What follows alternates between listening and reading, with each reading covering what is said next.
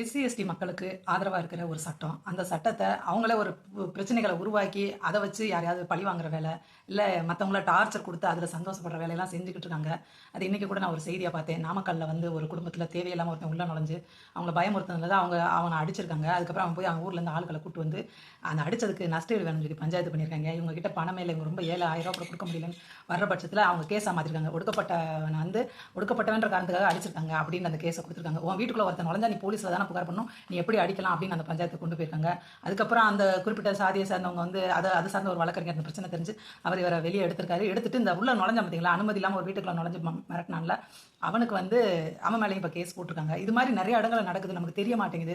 நம்ம அந்த ஏதோ ஒரு இடத்துல அதுவும் காதல்ன்ற பேரில் நடக்கிற அந்த படுகொலைகளை நம்ம கண்ணில் அது மட்டும் தான் நம்ம கண்ணில் தெரியுது தவிர நிறைய தொந்தரவுகள் இவங்க அந்த சட்டம் இருக்கிற காரணத்துக்காக பண்ணுறாங்க.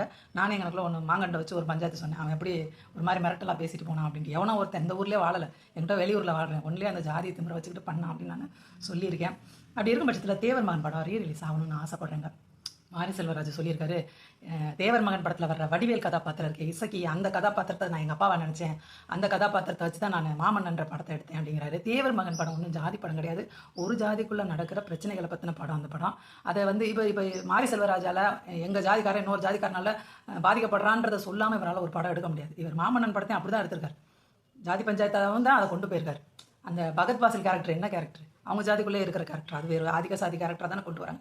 இவரால் வந்து தேவர் மகன் மாதிரிலாம் ஒரு படம் எடுக்க முடியாது. ஒரே ஒடுக்கப்பட்ட ஒரு சமூகத்தை சேர்ந்தவர், அவர் ஊருக்குள்ள ஒரு பெரிய மனுஷன், அந்த ஃபேமிலிக்குள்ளே நடக்கிற பிரச்சனைன்னு சொல்லிட்டு இவரால் எடுக்க முடியாது. ஏன்னா அது சாதாரண படமாக போயிடும், அது பேசப்படாது. ஒரே ஒரு சமூகத்துக்குள்ளே நடக்கிற பிரச்சனை எடுக்கும்போது அது பேசப்படாது. சில நேரத்தில் அது இழிவு செய்யப்படும், இவங்க இப்படி தானா அப்படின்ற மாதிரி ஆகிடும். அதனால அதை செய்ய மாட்டார். எப்பயுமே வந்து தன்னுடைய சாதி இன்னொரு சாதி வந்து தாக்குதுன்னு அவரால் படம் எடுக்க முடியுமே தவிர தேவர் மகனுக்கு இணையா ஒரு படத்தை அவரால் கொடுக்கவே முடியாது. மாயனுடைய பாயிண்ட் ஆஃப் வியூல வந்து அவன் பண்றது எல்லாமே சரிதான், இதுக்கான நியாயங்கள் இருக்கு. ஐ டோன்ட் பிளே வில்லன் அப்படின்னாரு. அந்த ஒரு வார்த்தை தான் நான் படம் ஃபுல்லா பண்ணேன். அதனால தான் அந்த கதாபாத்திரத்துல அவ்வளவு ஒரு கம்பீரம், அவ்வளவு ஒரு தன்னம்பிக்கை எல்லாமே அதுல இருக்கு. தேவர் மகன் படம் திருப்பி ரிலீஸ் ஆகணும். என்னதான் டிவிலலாம் ஃபோன்லலாம் பார்த்தோன்னா அது நிறைய கொடுக்காது. தேட்டரில் வரும்போது அப்போ அந்த படம் பார்க்கும்போது நமக்கு புரியாத விஷயங்கள் கூட இதில் புரிய வைக்கணும்.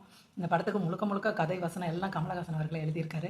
இது நம்ம மதுரை ராமநாதபுரத்தை சேர்ந்த அந்த மொழி, அதை வச்சு அந்த படம் ரொம்ப சிறப்பான படம்ன்றாங்க. இஞ்சு பை இஞ்சு அந்த படத்தை ரசிக்கணும். காட்சி அமைப்பு எப்படி இருக்குது, அதில் நடித்த அந்த ஜாம்பவான்கள்லாம் என்ன பண்ணி வச்சுருக்காங்க அப்படின்றத நம்ம கவனிக்கணும். தப்பான தெரியாமல் அப்போ பெயின். ஆனால் அதுக்குள்ள இந்த உலகத்துக்குள்ள, இந்த தேவர் மகன் உலகத்துக்குள்ள பெரிய தேவர் இருக்காரு, சின்ன தேவர் இருக்காரு, எல்லாரும் இருக்காங்க. இதுக்குள்ள எங்கள் அப்பா இருந்தால் எப்படி இருப்பார், இதுக்குள்ள எங்கள் அப்பாவை கதை பண்ணால் எப்படி இருக்கும் அப்படின்னு முடிவு பண்ணி எங்கள் அப்பாவுக்காக பண்ண படம் தான் மாமன்னன். தேவர் மகன் மறுபடியும் திரையரங்குக்கு வரப்போகுதுன்னு சொல்கிறாங்க. கண்டிப்பாக வரணும், எல்லோரும் பார்க்கணும்.